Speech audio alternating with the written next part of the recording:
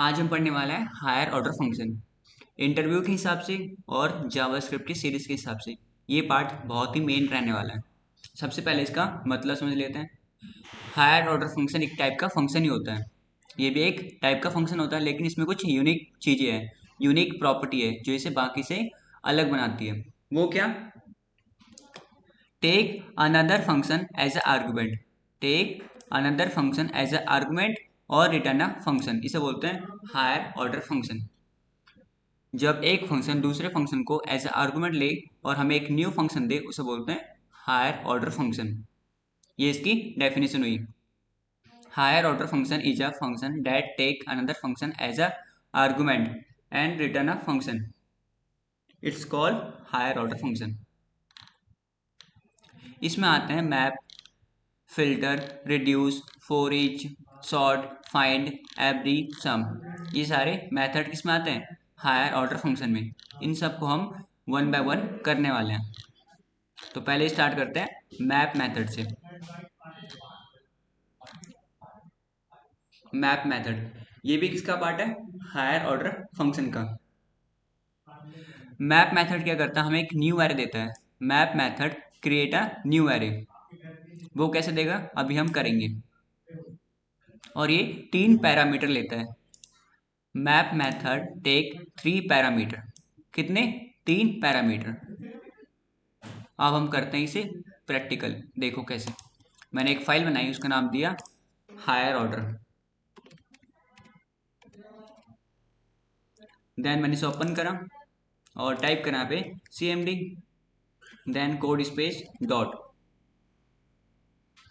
ये हमारा folder VS code में ओपन हो गया। मैंने यहाँ बनाया index.html और दूसरी फाइल script.js।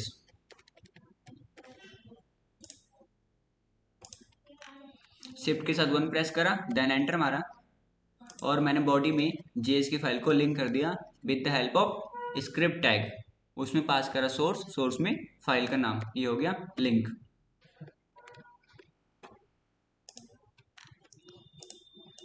हमने क्या समझ लिया?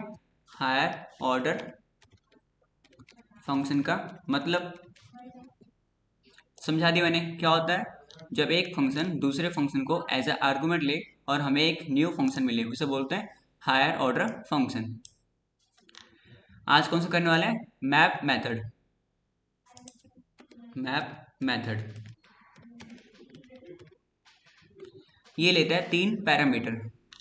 टेक 3 पैरामीटर और ये हमें न्यू एरे देता है। Map method create a new array और ये 3 पैरामीटर लेता है। सबसे पहले मैं एक एरे बनाता हूँ, उसका नाम दिया array1 और वैल्यू दी मैंने 2,5,7,8,25,34। ये मैंने कुछ वैल्यू ले ली एक एरे के अंदर। अब मैं यूज़ करता हूँ मैप मेथड का। मैं लिखा एरे का नाम array1 डॉट मैप। इतना क्लियर। देन हमें यहाँ पे एक कॉल बैक लिखना होता है। कॉल बैक, इसे बोलते हैं कॉल बैक। कॉल बैक ले लिया। देन ये लेता है 3 पैरामीटर। पहला आइटम, दूसरा इंडेक्स, तीसरा एरे। यहाँ पे आप नाम कुछ भी दे सकते हो। मैंने याद करने के लिए लिखा है आइटम, इंडेक्स और एरे। 3 पैरामीटर लेता है। अब मैं करता हूँ आइटम को print, console dot log item. Save मारा, यहाँ से करा मैंने go live, then right click और कंसोल में चेक करा। आइटम को जैसे ही मैंने प्रिंट करा, इस एरे के अंदर जितनी वैल्यू थी वो सब कॉल हो गई। अब मैंने इसे करा कमेंट। अब मैं करता हूँ कंसोल डॉट लॉग इंडेक्स। सारे इंडेक्स नंबर प्रिंट हो गए, 0, 1, 2, 3, 4, 5 with the help of index से। अब मैं लिखा कंसोल डॉट लॉग एरे। इसमें 6 वैल्यू है तो इसने 6 बार प्रिंट करा। अगर 5 होती तो 5 बार प्रिंट करता। जैसे ही मैंने एरे को प्रिंट करा, इसने पूरा एरे हमें दे दिया। ये होता है मैप मेथड। लेकिन इसमें एक खास बात है। वो क्या? ये न्यू एरे देता है। 3 पैरामीटर ले लिया, आइटम, इंडेक्स, एरे। अब मेन बात क्या है, ये न्यू एरे बनाता है। कैसे? हमने लिखा रिटर्न कर दो आइटम को। आइटम्स क्या आया था, एरे की वैल्यू, उसको 2 से मल्टीप्लाई करके रिटर्न कर दो। फिर मैंने इसे एक वेरिएबल में स्टोर करा, उसका नाम दिया मैंने BC। इतना क्लियर? अब मैं BC को यहाँ पे कॉल करता हूँ, console dot log BC। Save मारा, देखो ये हो गया हमारे पास new array. With the help of map method we create a new array. आ गया न्यू एरे। तो मैप मेथड क्या करता है, हमें न्यू एरे देता है। क्लियर? अगला हमारा फॉर ईच। ये भी किसका पार्ट है, हायर ऑर्डर फंक्शन का। ये भी लेता है 3 पैरामीटर। 3 पैरामीटर ये भी लेता है, जैसे आइटम इंडेक्स एरे इसने लिया था, तो ये भी लेता है आइटम इंडेक्स एरे, 3 पैरामीटर। लेकिन डिफरेंस क्या है, जब भी हम इससे कुछ रिटर्न करवाते हैं ये देता है अनडिफाइंड। यही डिफरेंस है।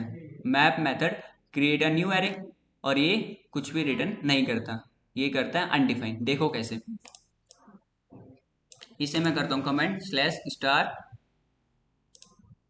Star slash. सबसे पहले मैंने एक एरे बनाया, उसका नाम दिया एरे 2, और वैल्यू दी मैंने 12, 78, 95, 20, 14।